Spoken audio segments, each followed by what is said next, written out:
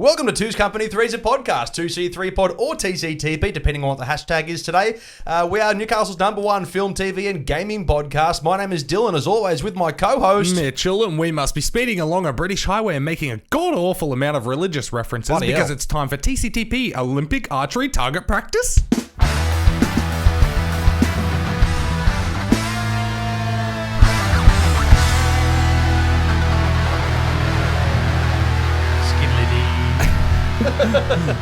Why do they call you Crawl? Because that's how I used to get home from my freshman year.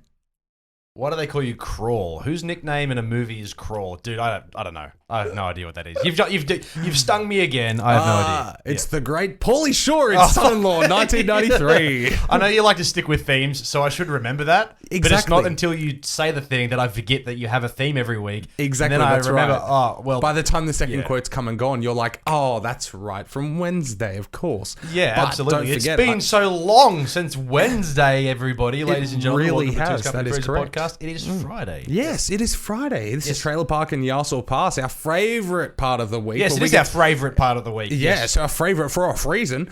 And where we are going to review the freshest trailers that have hit the interwebs this week, and also the movies that are coming to cinemas near you, or maybe near us. Okay, let's just be honest, but check your local guidances. Absolutely. Now, hitting off the beginning of the episode, I suppose, just a quick shout out to our podcasting partners over at Lake Mac Strongman. Head over to YouTube, Facebook, Instagram, and Stitcher. They also have a podcast that we're producing now. It's producing some quality content. Podbean, Stitcher, YouTube, and Instagram.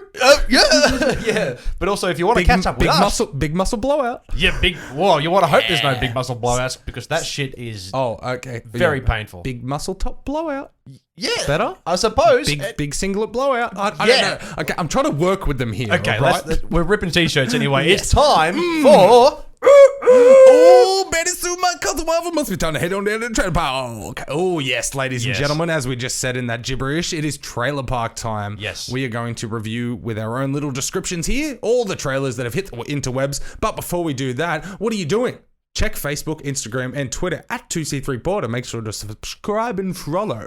Absolutely. I'm having fun with the today's. Yes, absolutely. But also, you can find us on Podbean, Spotify, Apple Podcasts, and of course, Stitcher and YouTube. Big Summer Blowout. Yes. Ripping straight into the first trailer this week. Yes. It's a cutesy little animated film, fun for the whole family. That is correct. Yes. Rumble. Yes. So let's get ready to Rumble. Here we go. Rumble. In a world where hover cycles exist, monsters wrestle for entertainment, and animated films can afford a ridiculous cast list, we have Rumble, the story of an overweight monster named Steve who wants to, or doesn't really want to, dethrone the reigning champion Tentacular.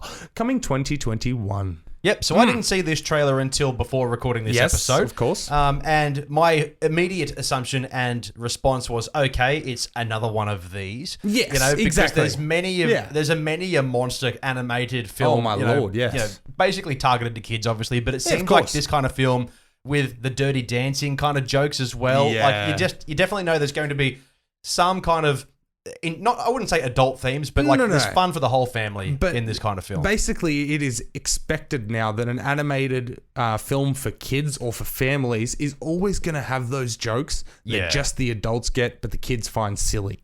That's right, yeah. And then when like they watch these movies 20 years later, they're going to do what we did with Shrek and go, oh, that's what they meant. Yeah. Oh, Lord Farquaad. That's right. Yeah, something like that. Definitely compensating for something. Oh, his penis size. Exactly. And his actual size. That's right. Or even they didn't have pepper spray back then, but they're grinding the pepper in the eyes. That's something 10 years later you go, oh my God, I get it. You know? Absolutely. Of course that's going to be going to happen. But again, with the ridiculous stacked again with the ridiculous stacked cast. You've got Roman Reigns, Becky Lynch, Will Arnett, Geraldine Viswanathan, Terry Crews, Ben Schwartz. Hey, one of your boys, Jimmy Tatro. Yeah, Jimmy Tatro. I'm a fan. He hasn't done a lot of on YouTube for a very long time because he's been obviously focusing on. He's doing well. Yeah, he's doing well for himself. I mean, he's obviously still alive, so he's feeding himself. Hey, that's something. If he's alive, you're doing pretty well. But I also love the fact that they got Michael Buffer in there. Do you know who he is? No, I don't. He's that famous voice from Boxing Man.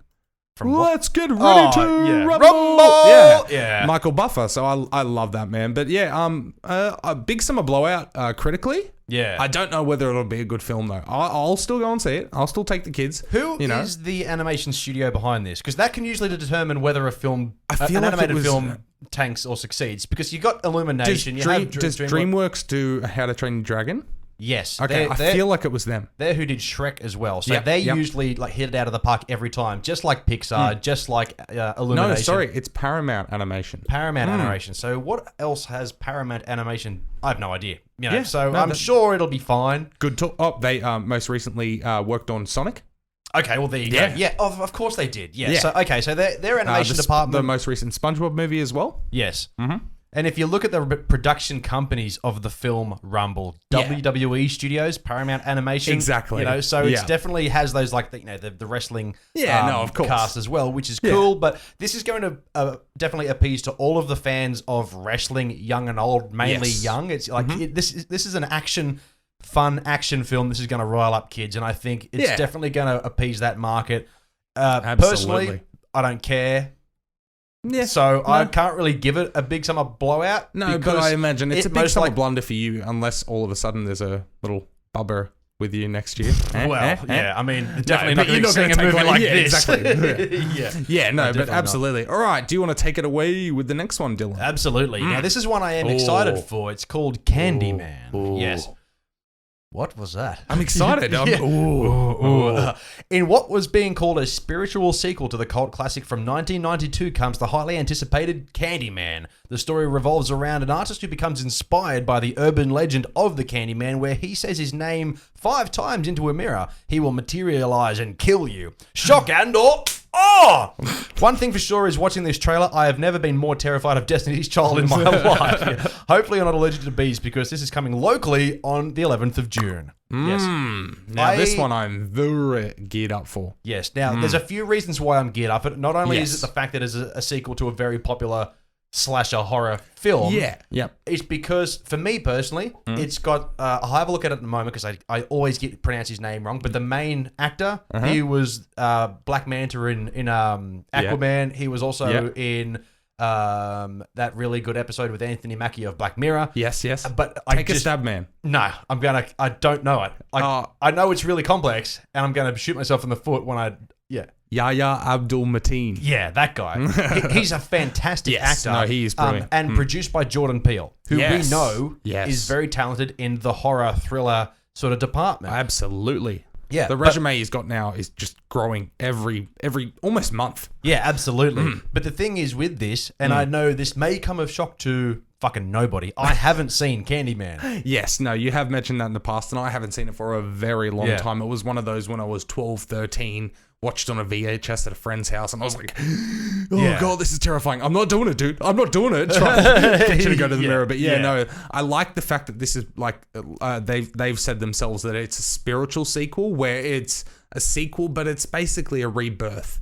It's not a remake. Reboot. It's not a remake. But it does follow on from the legend of Candyman. There may be some Easter eggs that point back to the original, but for now it's its own original property without it being a remake. Which is exciting. No. And the trailer looks intense as hell. And my God, like I said in the little description about Destiny's Child, I never thought I would hear that song and get shivers, say my name, say my name. I get why they've chosen that song, but I personally think it's a bit out of place. It is out of place. Like they slowed down the tempo in that to make it creepy, but at the same time, I still could just picture Beyonce. That's shaking away, you know. I get it, but at the same time, it's a bit off-putting. But that's not going to deter from the actual film itself. They should have got a heavy metal cover of it. Say my name, say my name. Yeah, but people then would have laughed at this when no one is around you. Say, Dylan, I love you. Anyway. But Candyman, big summer blowout on all schemes. I'm very excited for this. I think it's going to make a buck or two, absolutely. And I think it's actually got potential to be really damn good. Yeah, absolutely. As we said, I don't think we can really explain it more after saying, produced by Jordan Peele. We know he's had successes. Absolutely. Very recently. And I think Wikipedia, I've opened it up very quickly, the most reliable source on the internet, is very wrong in this department. It says it's a direct sequel to the 1992 film of the same name. I mean, I can see how that would be confusing because it is following on from the legend of Candyman from back in the, I think it was 92. So I get that, but at the same time, spiritual sequel because it's not having old characters come back. It's not. It's not following that direct story. It's just following the legend. It's just another event in the Candyman episodes, essentially. Exactly. Apparently, it's the fourth film in the Candyman franchise, but the original was based on a short story called The Forbidden by one and only Clive Barker. I like that. I didn't know that. For those who don't know who Clive Barker is, connection. He's the writer of Hellraiser, or The Hellbound Heart is what its original interpretation is called. Yeah, no, that's fantastic. So that makes me more interested in the mythology and the background of Candyman. Yeah, man. Not only did I already want to watch the original, but knowing that this is a Clive Barker inspired story, it gears me up even more because I'm a huge fan of that dude and what he's done. He's even made a few crazy good video games, surprisingly enough. Really? Yeah. I didn't know there was one that. called Jericho that came out a number of years ago. It's like it's a multiplayer first person shooter, but like you play the campaign. You can play it co-op, is what I mean. Yeah. But just I can't get down to the nitty gritty of the story right now. But I just remember it being so intense, and there was crazy monsters, and it was in depth. Yeah. It was just next level. It was unlike anything I've ever played before. So What platform was it on? I played it on. Originally was Xbox, but Xbox 360, but I have it on PS3 at the moment. So the previous generation from current. Cool. But yeah, Candyman. As I said, I don't know much about it other than the fact you say his name and he comes to life, just like Bloody Mary and what are the other ones? Oh God. Because I remember we all did this back in primary school. Fran Drescher. I have no idea. Did you ever play Fran Drescher? No. You know, you'd say Fran Drescher 5 times and then she'd go, "Hello, I'm the nanny." Oh, that sounds terrible. That's a joke. Yeah, I know. I but get anyway, that, good. I'm glad you know who Fran Drescher is. That really went well. Yeah, sure. Yeah, exactly. Anyway, all right. So moving on to the third one this week, we have The High Note.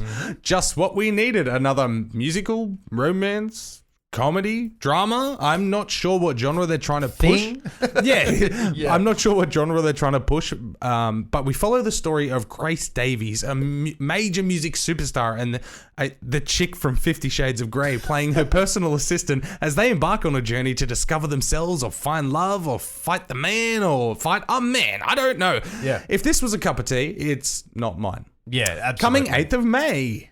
Man, I butchered my own thing that I wrote. That's fine. God. I watched this trailer just before recording, as I do. The High Note, as you said, staccating, starring Dakota Johnson, who I don't mind. Apart from being in bad movies, I enjoy her presence in films. Yeah, she's an attractive enough woman. She's not overbearing. She doesn't yell and scream and kick and cause a fuss essentially in her acting Well, ability. not when she was tied down in that movie. Well, that's right. But even in other things that I've seen her in, like I don't mind her. She was in a terrible movie a number of years ago called How to Be Single. And I remember seeing that at the cinema. Okay. It had Rebel Wilson in it as well. Oh, that's why I didn't see it. Yeah. Which overall, movie sucked. But she was okay, you know? After watching the trailer to this, it's basically essentially telling the story of Dakota Johnson's character. As you said, she's an assistant to Grace Davies, who's a massively popular pop star who wants to then record another album, and she's in her 40s. The reason she wants to do it is because it's very rare for any female artist in her 40s to have a hit single. But of color, yes, it's even rarer. That's right. So she really wants to do this, but do this right. And then Dakota Johnson's character, who's been collecting coffee and running her around and all these sort of like assistant type things, just doing PA jobs. Yeah, absolutely. Is trying to niggle in and become the producer of her music to write that hit song for her. And I got when they were telling that portion of the story in the trailer, I got very Pitch Perfect vibes. Yeah. As in Anna Kendrick. And I think it was number 2 when she was trying to produce and ended up working with Snoop Dogg a little bit. Yeah. And I was just like, oh man, this seems like a dramatic Pitch Perfect now. Yeah. You know, but... Do you like Pitch Perfect? I love Pitch Perfect, despite the fact that it has Rebel Wilson in it? No. I'm okay with Fat Amy. Like, that's fine. No. But I love Pitch Perfect, man. Yeah, I love all 3 of them, dude. That's the thing. So they're all good fun. Pitch Perfect is a fun, funny movie. Yeah. I definitely get similar vibes from this, but it is definitely a drama, music, romance, as suggested. Yes. But yes.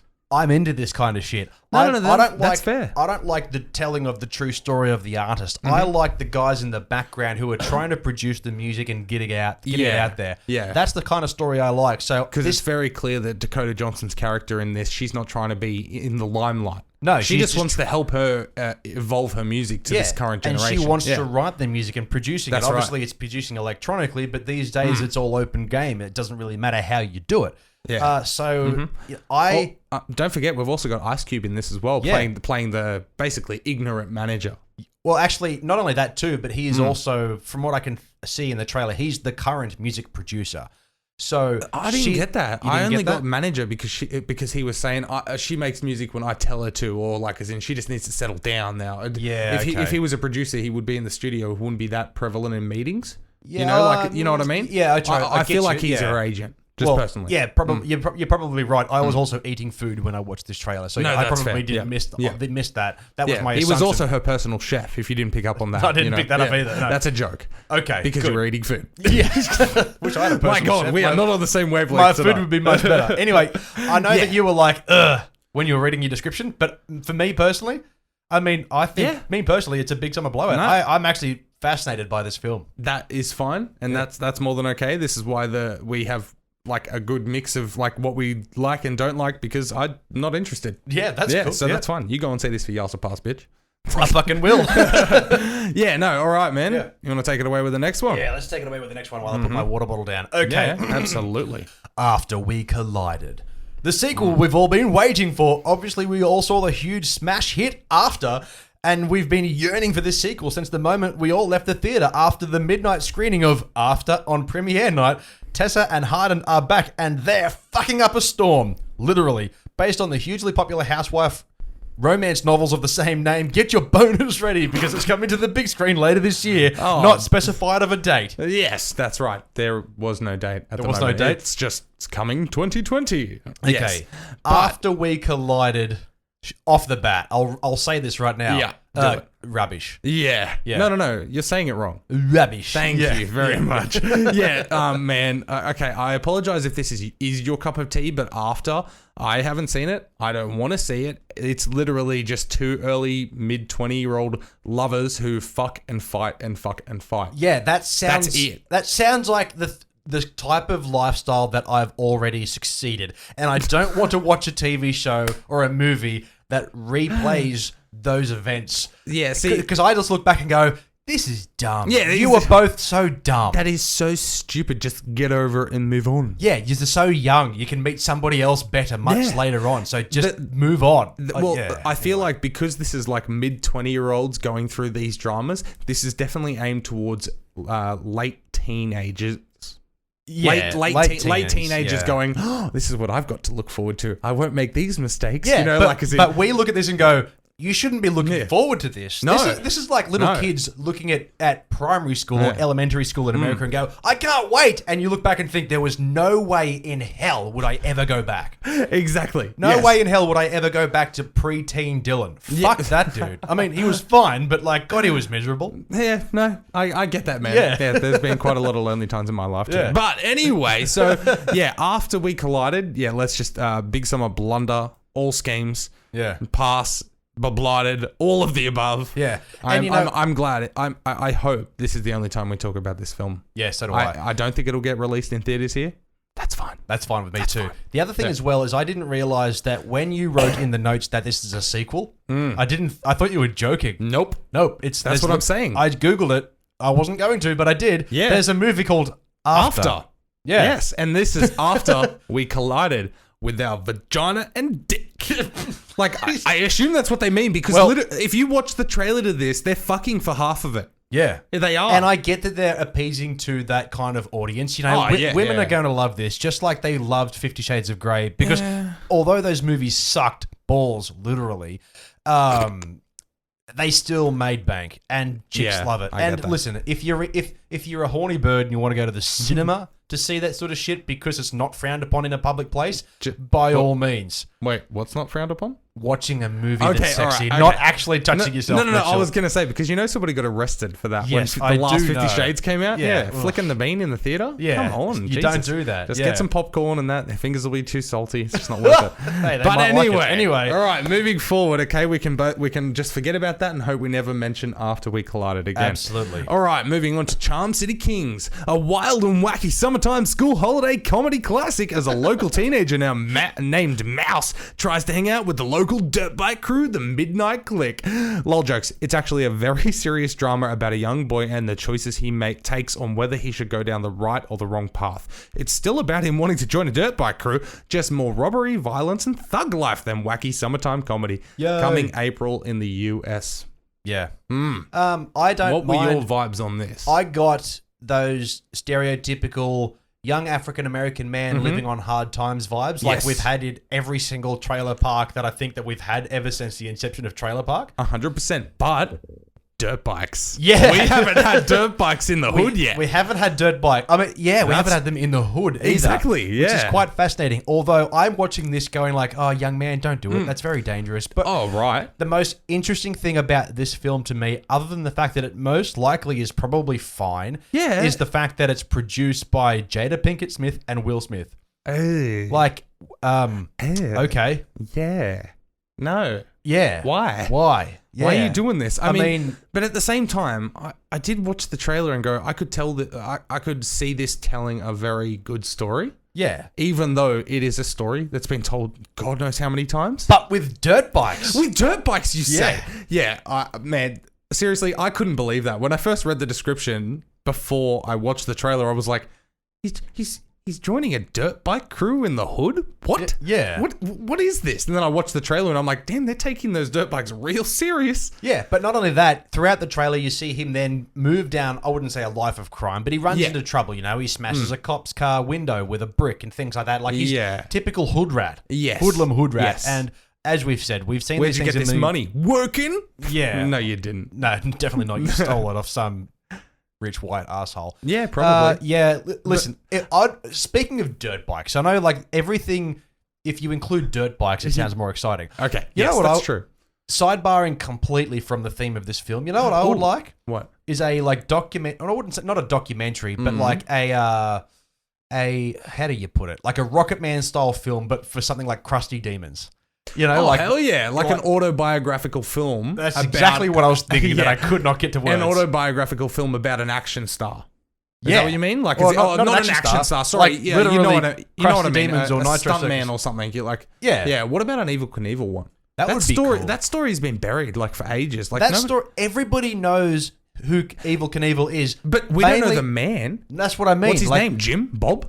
Yeah. Jim Bob. Jim Who Bob knows? Knievel? Yeah. Exactly. Is it No. Knievel Jim Bob? No, it's not. Surely it's not Knievel. No, there's I no don't- way it's Knievel. No, I feel it like def- his name would be like Fred Todd or something. Yeah, frickin' evil. Yeah. But yeah, no, that would be really cool, man. Yeah. Like, as in, if he wasn't so boring and basic bitch, a Tony Hawk one would be amazing. It's funny you say that because he is there a boring basic bitch. Yes, there but is you no s- story there. You say that, but Yeah. there is a documentary on the making of Tony Hawk Pro Skater games. Oh, that'd be cool. The man himself Yeah. is in those is Okay. in the production of that. So Yeah, and he is a boring basic bitch. I love Yeah. Tony Hawk to death. Don't get me wrong. And Like, I what love he- skate- what he's I love- achieved is amazing, but Yeah. he is so boring. he's plain Jane, man. He's Yeah. so business focused. It's just Yeah. so boring. No, I'd like not a Bam Margera one, but like I don't know, like a Bucky Lasek. Do you know? Oh, do you remember yeah. him? I Like, don't really know that kind of story. I don't really know who Bucky Lasek is, but Tony Hawk's Pro Skater. always chose him. Yes. Whenever I was playing Tony Hawk Pro Skater. So did I. Every single time. And I swear to God, I never missed a melon grab like whenever I had Bucky Lasek. But either way, yeah. dirt bikes, man. Dirt bikes, yeah. Dirt bikes. Yeah. Honestly, this is a big summer blowout personally. Because of dirt bikes. Exactly. Like dirt bikes in the hood. And Yeah. like, I mean, do you know why they're called the Midnight Clique? Do you Why? remember? No. Because that's when they do those wheelies where the points right up like a clock.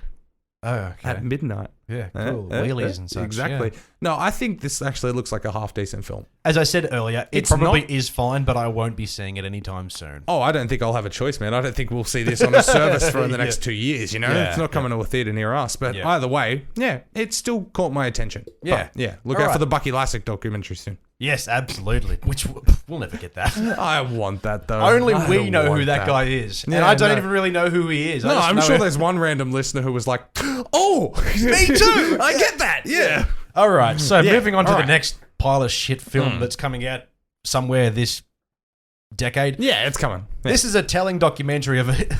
Let me start this again.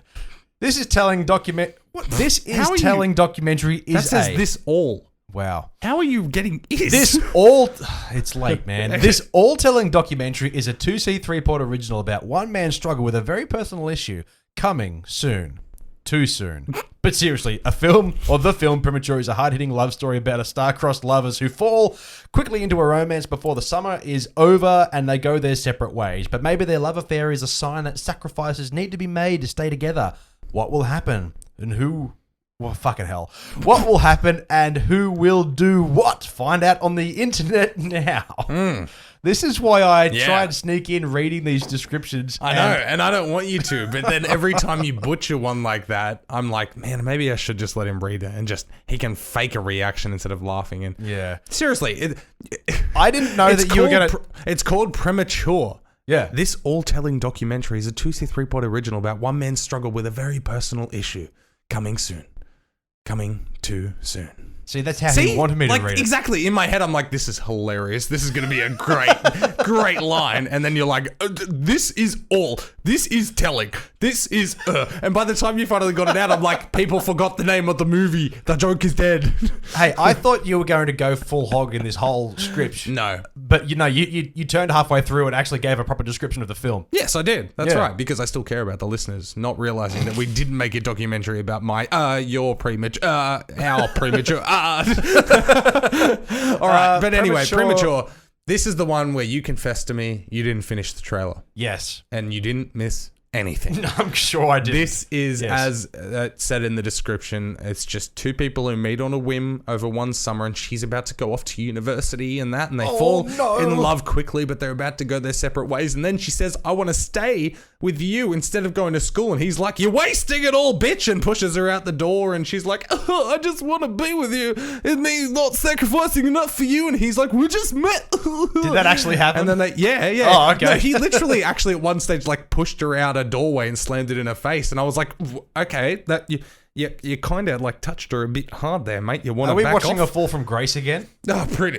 Yeah, it's a bit awkward, you know. But no. This is big summer blunder everywhere. Yeah. Like there was nothing about this that made me go, oh, I haven't heard a story like this before. There was a particular moment at the beginning of the trailer when they introduced. There's two different groups. There's like the blokes and the women, and they're all very loud and obnoxious and crazy. I'm getting very Grease vibes here. You know. Tell me more. Tell me more. I'll tell you more. Anyway, keep going. The two quiet ones get together. Yes. And then there's a moment where they show that they get together and they go on a few dates and they sleep together, and then she's mingling with her girlfriends again, and they ask her, so how was it? I thought this was going down the whole thing of, well, he came prematurely and now our relationship's on the rocks. But no, it didn't do that at all. No. I want a story about a guy who struggles. And then, That's what I want to see in a movie called Premature, but they don't give me that, so I don't care. No, that's right.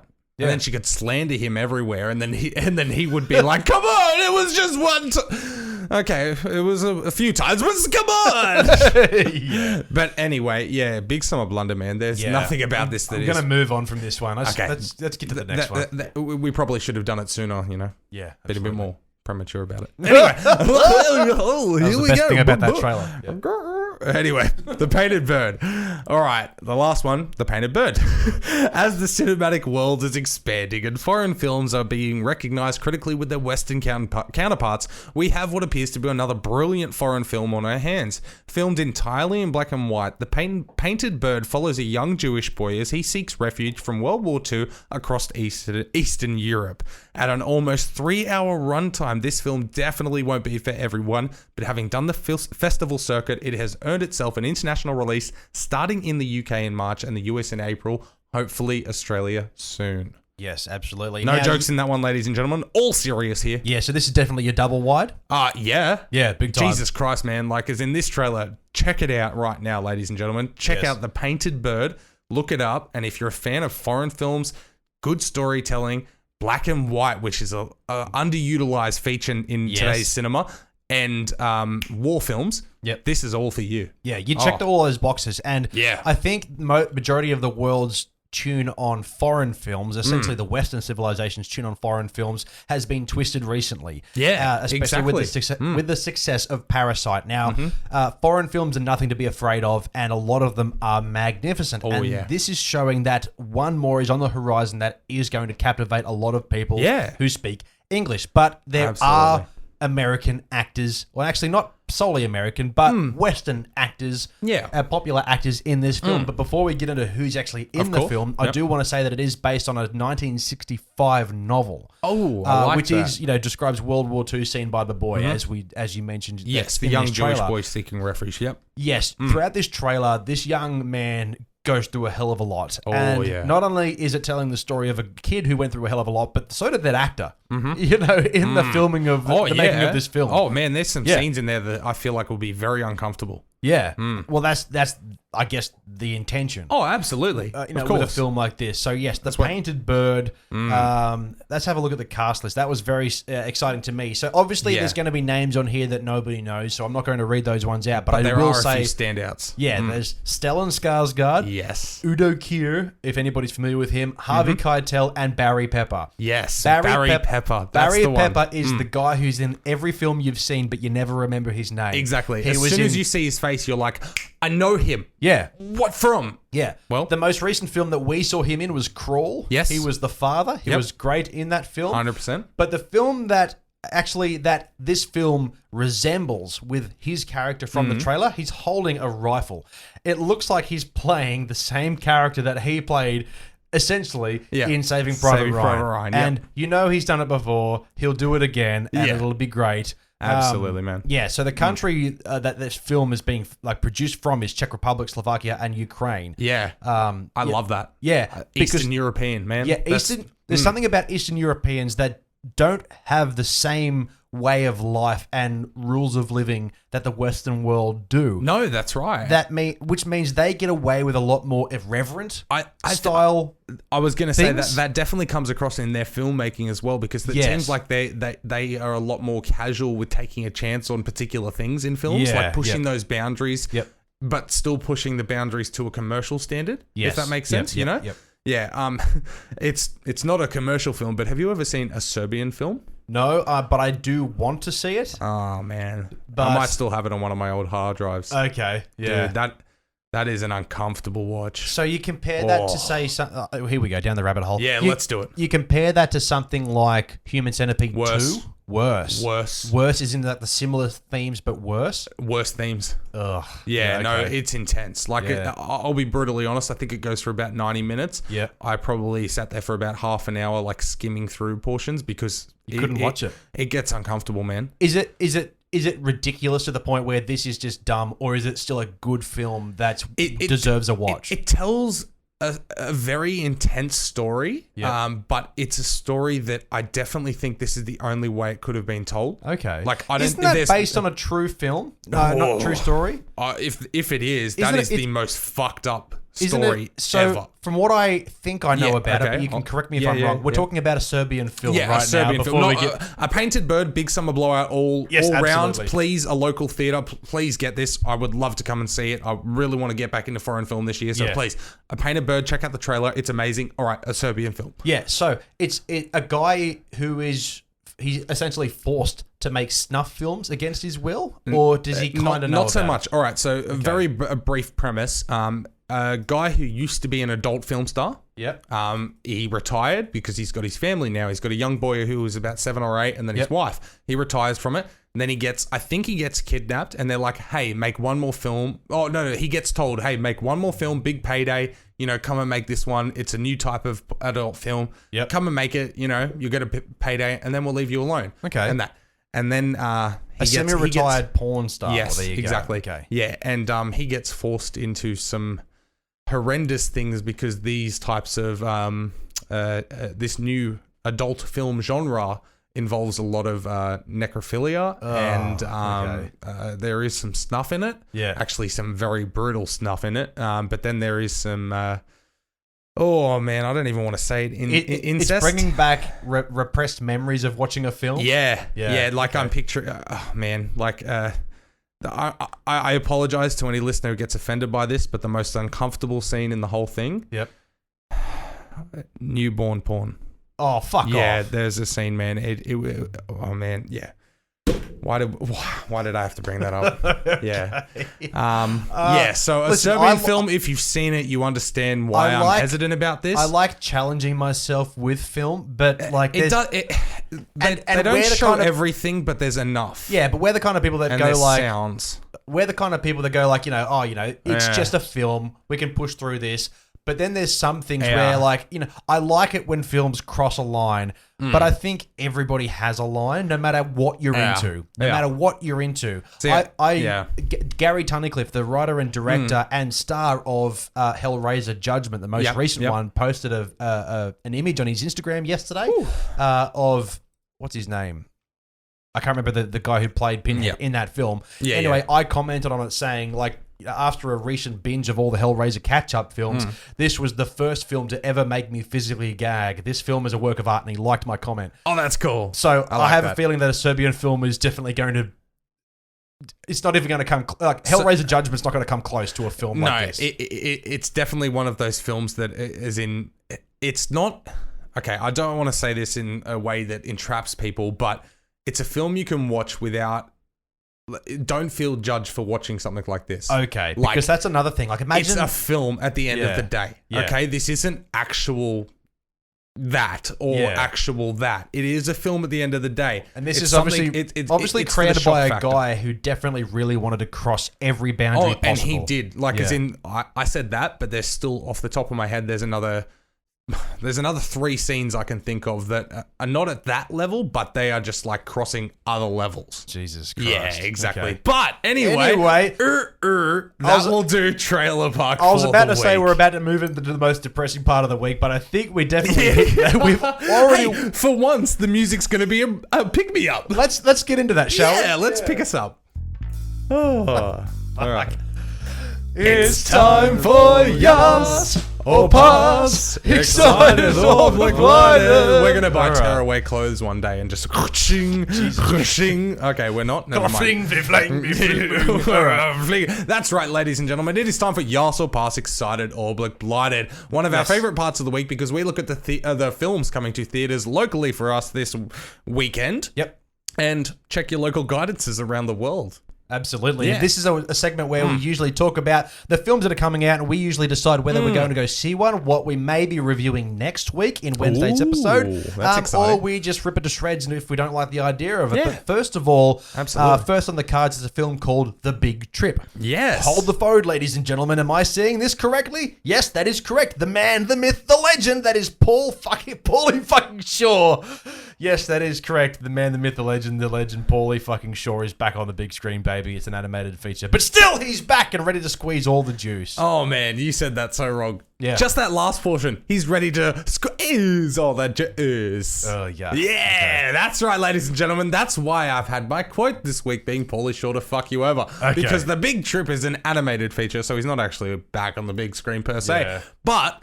Paulie Shaw is the lead voice in an animated film, and he is actually going to be in cinemas. And I'm excited as hell for this because I have kids, so I have an excuse to go and watch Paulie Shaw. So I've done a quick Google for those listening on Podbean, Spotify, Apple Podcasts, and Stitcher. And YouTube. Well, yeah, you're watching on YouTube, Mitchell. Okay, well, big summer bitch. All right. The Big Trip looks like a story for definitely children about a bear. Yeah. And I'm guessing Paulie Shaw voices the bear. Yeah. And there's little bears. I guess, yeah. But mainly there's a bear. Yeah, Paulie Shaw is the bear, and his name's Mick. Mick, okay, that's cute. Right? I know, and it's Paulie Shaw. Squeeze on the jazz. What is that from? That's from, I think Encino Man, definitely. Okay. Yeah, but he's probably used it in Son-in-Law and Biodome. Yeah, okay. Yeah. Okay, so... Man, I got so many Paulie Shaws. Blighted. Oh man, this is exciting for me, ladies and gentlemen. I can't wait to see Paulie score the Skrill, the whistle coming back to the big screen. So yeah, I don't care that it's animated, man. I am all about this. Okay. Yeah, absolutely. All right, but ripping into our next one, man, we've got, well, after that one, we're definitely heading downhill from here because it's downhill with Julia Louis-Dreyfus and Will Ferrell. Yeah. And they are starring in this dramedy about a middle-aged couple who need to reevaluate their life and love set in a ski resort. Yeah. Yeah, that's it, downhill. Surely all of us have seen that. Oh, man, you are like really downhill right now. Pick it up. What I mean, Paulie Shaw's back, baby. And so is Julia Louis-Dreyfus. Yes. Anyway. Say it. Julia Louis-Dreyfus. Yeah. Anyway, listen, I've heard nothing but bad things about this film so far, about Downhill. Yeah, I know. Yeah, so that's why I'm kind of like... I know. Yeah, but hey... Is it Julia Lewis or Julia Louis? No, it's Louis. Louis Dreyfus. Okay. Yeah. She's great. Yes. And I like Will Ferrell as well. And I think the combination of the two may make for a good time. However, it is based around a story of a divorced couple or impending divorced couple. Yeah. So it's going to tell a kind of a quirky, funny story about a heartbreak. I've heard nothing but rubbish about this film, and now it's finally here. We did talk about it in Trailer Park a few weeks ago. Yeah. I'm not going to give it a blighted. No. Because I do want to check this out one day, but it's definitely a pass for me. Yeah, I'm in the same vein as you. Pass for me as well, because I don't want to pay to go and see this one. No. But I still want to see it because of the cast. That's purely it. Absolutely. But I'm getting vibes of like a Little Miss Sunshine, like a Juno, one of those ones that it's classed as a comedy, but there's a lot more seriousness to it. Yeah. You know, and it's kind of a subtle, darkish comedy. Yeah. That's what I'm getting from it. But either way, man, it could be a good time. It could be the one you want to see. You know, you never know. But the next one on the list, take it away. Oh, I haven't heard that in a while. It's called I've said it like 3 times every week. You just don't notice. Yeah, but when we go take it away, something that we haven't heard. Yeah. No, anyway, The Way Back. As we discussed in Trailer Park a few months ago, Ben Affleck stars in this high school sports cliche film about a former athletic standout who drinks a lot, but now he tries to coach the youth about his mistakes. Yeah. That's exactly it. It's like the cliche sports story. Yeah. Former star of that school comes back to tell them, hey, you guys can do it. Just don't drink like I did. Just do it better than I did. Exactly. Just do what I did, but, keep going and make money. I'm teaching high school basketball, kids. Yeah. You don't want to be back here. Yeah. It's like the cliche sports story, but I still like that story. I'm a sports fan, so I enjoy sports films. And films of this kind of nature. Especially Air Bud.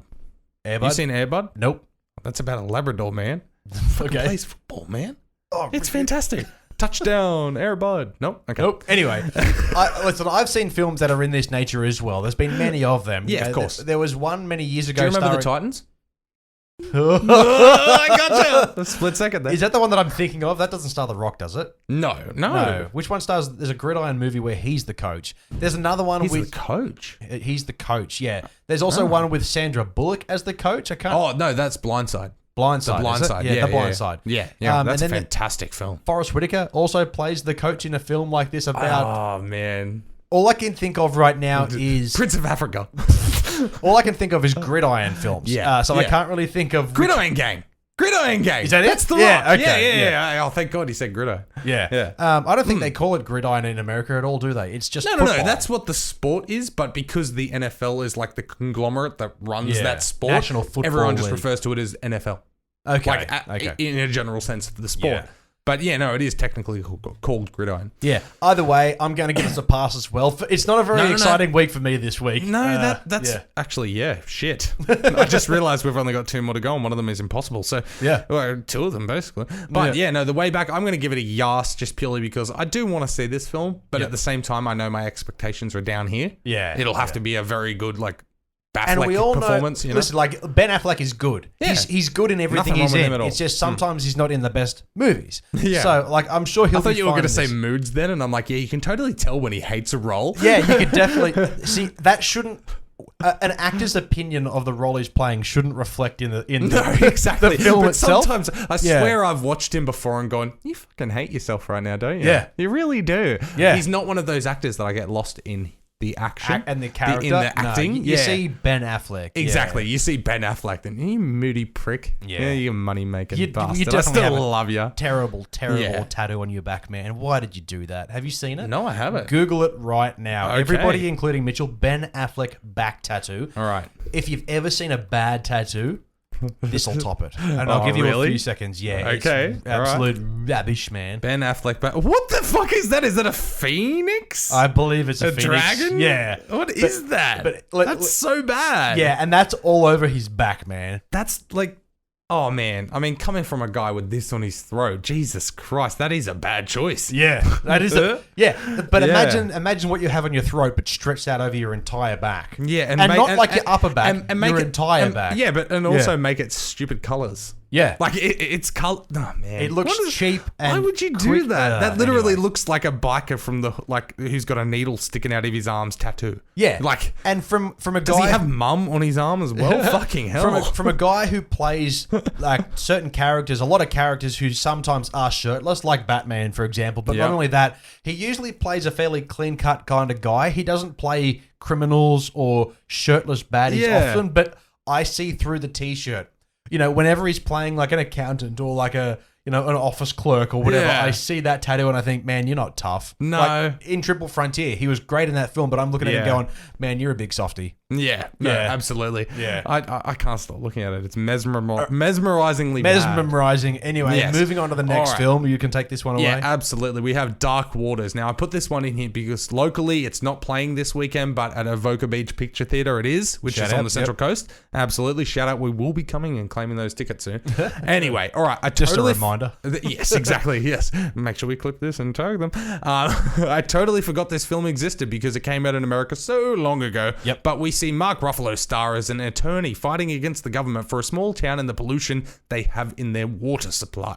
Apparently based on a true story. Yes. Apparently quite a good film. Yes. Pass. Oh, damn it, bitch. Man, this is a bad week for you. Yeah. No, to me, this looks like a great film. I just don't think I'll have the time to get down there. And I think the same thing in the sense that I do think this is going to be a good film. Not only have I heard it's a good film, but I believe it will be based on the main character and the story it's trying to tell. Absolutely. I also just don't care about it enough to race to the cinema to see it, especially if there is the possibility of seeing the next dumb movie on the list. Oh, there isn't, man. And our final dumb movie on the list. There isn't. What do you mean? There is one more at the very bottom of this list. And there isn't a chance of you seeing it. Oh, there's definitely not a chance of me seeing it. No, because remember, I just told you off air that that's the one week that I need to record on the Wednesday night. Yeah, you son of a bitch. Yes, exactly. So I ruined that for us. Anyway, the one movie I would have given a yas to this week, I wouldn't say I'm excited for it, but I would give it a certain yas. Yes. Australia, it's coming. It's Jay and Silent Bob reboot. Now, I'm not going to read this because you've already read that out.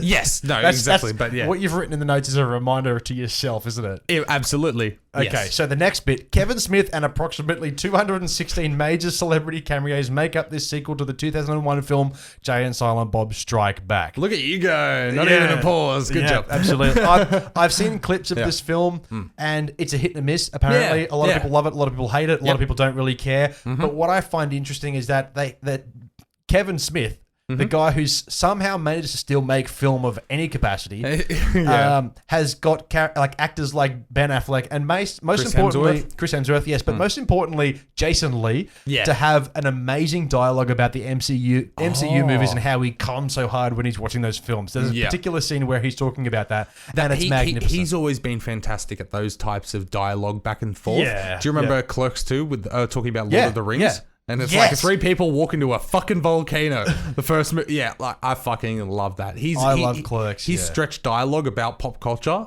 It's just fantastic. Yep, it's absolutely. just a little glimpse into the mind that is Kevin Smith and what he thinks on a daily basis. And I love it. So because he's the fan who's able to make film. Yeah, that's who Kevin Smith is. And that's why I admire this guy so much in the work that he does. Not that I've seen all of it. Yeah. But I was interested in seeing this. I won't get the chance to see it at the cinema. But probably not. The kind of film that it is, for those who don't know, it's a low-budget sequel, and they didn't have the budget to give it a worldwide distribution. Yes. So what Kevin Smith and Jason Mewes did, the co-star, they toured America with the film, and they watched the film hundreds of times in hundreds of different cinemas, one night only for each town, essentially, with the people who wanted to see the film. And they got to experience the laughs and the gags with the people who wanted to see this film. This is why cinema, as we say all the time, it's growing in so many different ways. Yeah. Like big-time Hollywood director Kevin Smith. He's a big deal.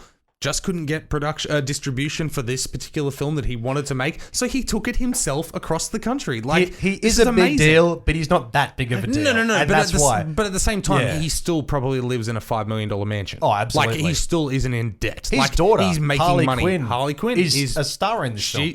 And she's getting bigger and bigger as well. She was just in Once Upon a Time in Hollywood. Was she? Yeah, she was one of the what do they call them? The Manson family? Yeah, essentially. Okay. One of the hippie girls. Yeah, she's there in basically every scene with Brad Pitt, like at the beginning and that. That's cool. I didn't recognize her. No, that's right. I think she has like 2 lines maybe. Yeah, but yeah, enough. And she's getting roles as well. Like, so I mean, he is a big deal, let's be honest. Yeah, come on. Bigger than us, that's for sure. A little bit, but yeah. Yeah, no, this is an excited, but unfortunately, I think due to timing, we won't get to see it. But either way, man. What I was getting to before is like... sorry. No, you're right. What I like about a film like this where it doesn't get that major distribution is that it's going to come to DVD and Blu-ray very quickly. Exactly, so that's right. It won't be long before we get to experience the film for ourselves. At the same time, from the first time that he debuted it, I think it's been like 9 months now, and it's still going around the world. That is true. Getting released. That is true. At the same time, like as in, it should have been on DVD like 6 months ago, but because he's doing it this way, which is awesome, it's just delayed for a lot more fans, you know? Yeah, anyway. But... yeah, I mean, we're only 50 minutes in, but that's been our show, ladies and gentlemen. That has been our show. It's been Friday. You're welcome. You are welcome, everybody. Yes. Anyway, you can find us on Facebook, Instagram, and Twitter, all at 2C3Pod, of course. Of course. And if you're listening to or watching us, make sure it's on your preferred platform. And thank you. But we're available, Podbean, Spotify, Apple Podcasts, Stitcher, and YouTube. Big Summer Boy. Now, if you want to support the show, you can certainly head to all the links below. We have a Patreon account there. We also have tpublic.com, which is where you can buy a t-shirt, a mug, a sticker, or even a fridge magnet. Fridge magnet, you say? That's amazing. But if that's not up your alley, we also have an email address, and you could use that for PayPal. twoscompany3podcast@gmail.com. Yep. But also, any business inquiries at all, if you just want to get in touch with us, hit us up at the email. Yeah, if you want to. Anyway, we have 2 podcasts every week, every Wednesday, every Friday. What you've just experienced is Friday's episode where we talk about Trailer Park and Yas All Pass. But we'll see you next Wednesday for a fresh lot of news and reviews, potentially, about certain films that we may get to see. There will be a review, whether you see one or not, okay? I'm promising the review, You've got ladies one in and the gentlemen. bank. Yeah. Absolutely. But... head on over to the YouTube. Damn it! Head on over to the YouTube channel where you will see 4 notifications every week for a brand new video. So make sure to subscribe and ring that bell. Absolutely. Now, thank you everybody for tuning in. We have one more video coming for you this week. So stick around on YouTube. But thank you everybody very much for listening. It's Two's Company, Three's a Podcast. My name is Dylan, as always, with my co-host Mitchell. And do not forget, we are Two's Company, and you are the podcast.